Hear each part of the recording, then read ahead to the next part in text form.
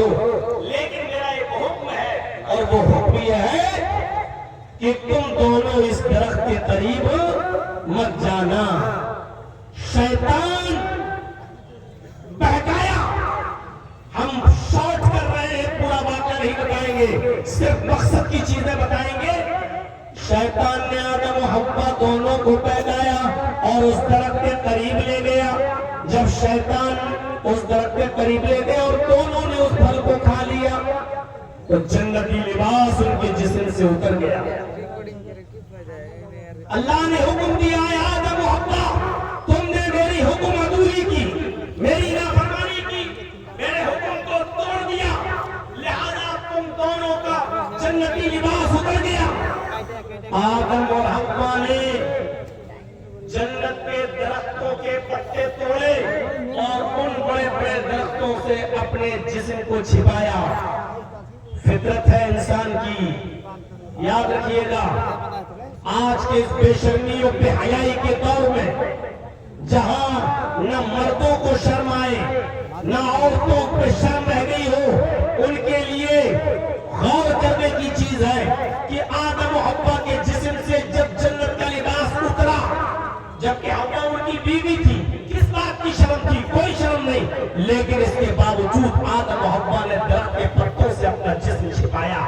شرم و حیا انسان کی فطرت میں داخل ہونا چاہیے، کیونکہ آدم و حوا کا جب جسم ننگا ہوا اور جنتی لباس اترا تو حضرت آدم و حوا نے درخت کے پتوں سے، جنت کے درخت کے پتوں سے اپنا جسم چھپایا۔ یہ شرم و حیا انسان کی فطرت میں شامل ہے۔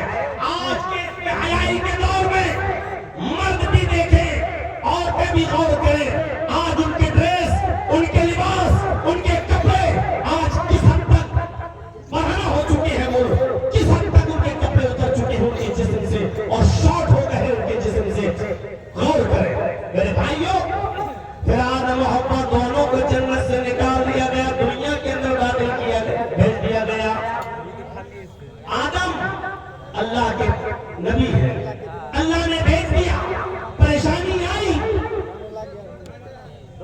جب دنیا میں بھیجے گئے تو آدم علیہ السلام نے اپنی اس پریشانی کا حل اللہ رب العالمین کے پاس تلاش کیا اور اپنی اس خطا اور اپنی اس غلطی کی معافی یوں مانگی اپنے رب سے، ربنا ظلمنا انفسنا وان لم تغفر لنا وترحمنا لنکونن من الخاسرین۔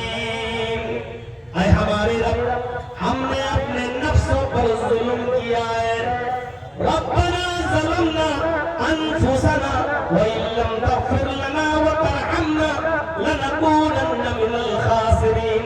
اے ہمارے رب، ہم دونوں نے، آدم حوا دونوں، ہم دونوں نے اپنے نفسوں پر ظلم کیا ہے، تو نے جس درخت کے پھل کو کھانے سے منع کیا ہے، شیطان کے بہکاوے میں ہم آ گئے ہیں اور ہم نے اس درخت کے پھل کو کھا لیا ہے۔ وَإِن لَّمْ تَغْفِرْ لَنَا، اگر تو نے ہماری مغفرت نہ فرمائی، وَتَرْحَمْنَا، اور ہمارے اوپر تو نے رحم نہ کیا، لَنَكُونَنَّ مِنَ الْخَاسِرِينَ، تو ہم نقصان اٹھانے والوں میں سے ہو جائیں گے، ہم خسارہ اٹھانے والوں میں سے ہو جائیں گے۔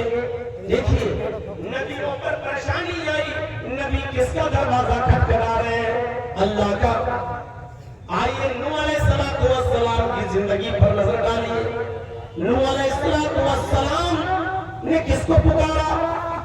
زمین سے پانی آیا، آسمان سے بھی پانی آیا۔ نوح علیہ السلام اپنی قوم کے لیے بددعا دے چکے، رب لا تذر علی الارض من الکافرین دیارا، اے اللہ میری قوم اب ایمان نہیں لائے گی، اے اللہ میری قوم میں کسی کافر و فاسق و فاجر کے گھر کو بھی باقی مت چھوڑنا، اے اللہ سب کو تو تباہ و برباد کر دے، رب لا تذر علی الارض من الکافرین، اے اللہ سارے کافروں کو چھوڑنا مت، اے اللہ ان کو ہلاک و برباد کر دے۔ اگر ایک کو بھی تو نے باقی چھوڑ دیا تو فاسق اور فاجر اولاد ہی پیدا ہوگی۔ لیکن حالت یہ کہ نوح علیہ السلام کا بیٹا خود پہاڑ کے اوپر چل گیا۔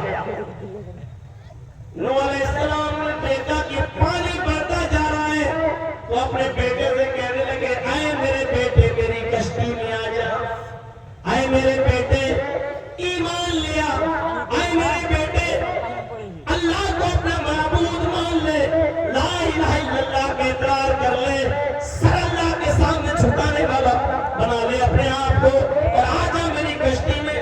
کہنے لگا بالکل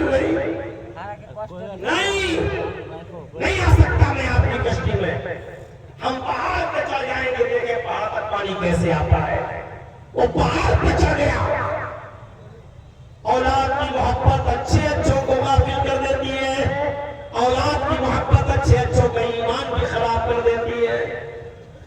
نوح علیہ السلام نے دیکھا پانی پہاڑ پہ چڑھ گیا اور آج میرا بیٹا بچے گا نہیں، تو نوح علیہ السلام نے اللہ کو پکارا، فرمایا اے اللہ یہ میرا بیٹا ہے، اللہ یہ میرا بیٹا ہے، پانی اوپر تک چڑھ جائے گا، ڈوب کے مر جائے گا، اللہ میرے بیٹے کو بچا لے۔